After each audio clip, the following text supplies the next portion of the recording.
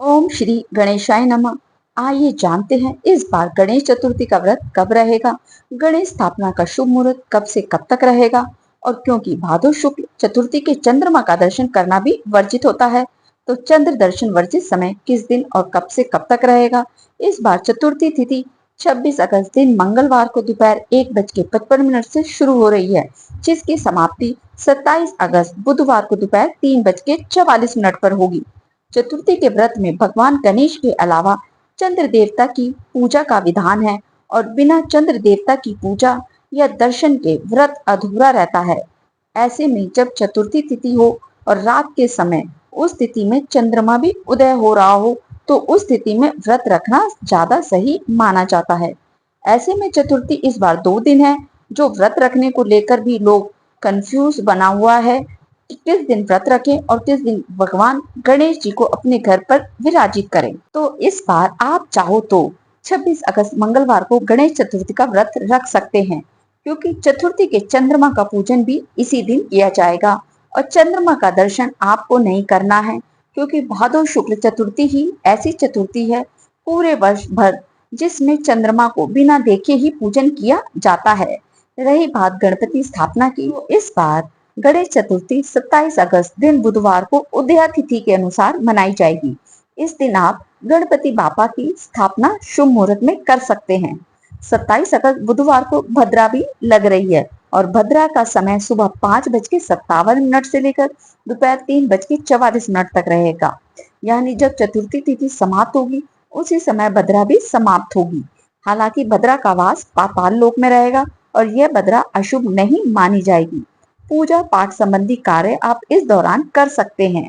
गणेश चतुर्थी के दिन से गणपति बापा की पूजा आराधना घर घर में की जाती है। बहुत से भक्त इस दिन गणपति बापा को अपने घर पर विराजित करते हैं। फिर अगले दिन कुछ लोग 1.5 दिन स्थापित करने के बाद बापा का विसर्जन कर देते हैं।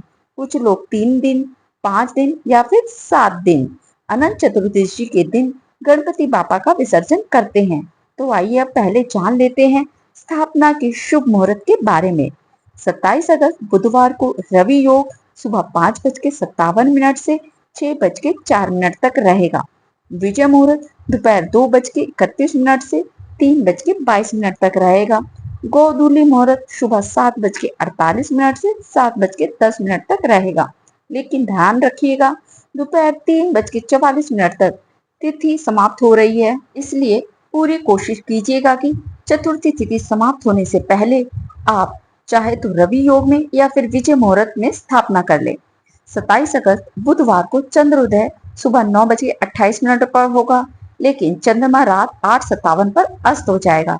इसलिए यदि आप आज व्रत रखा है तो रात 8:57 से पहले आप चंद्रमा की पूजा करके चंद्रमा को अर्घ अवश्य दे दीजिएगा। लेकिन चंद्रमा को बिना देखे ही आपको अर्घ देना है।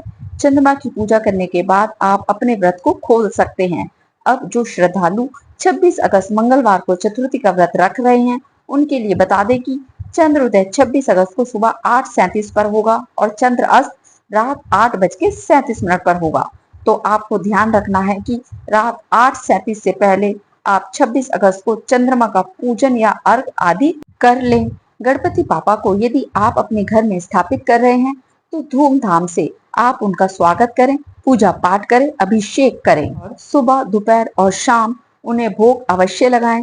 इसके बाद जितने दिन का संकल्प आपने उन्हें विराजित करने का लिया है, उसके बाद उनका उतनी ही श्रद्धा के साथ विसर्जन भी कर देना चाहिए। ये थी आज की वीडियो। कमेंट में ओम श्री गणेशाय नमः जरूर लिखें। चैनल को सब्सक्राइब करें और लाइक करें, शेयर करें।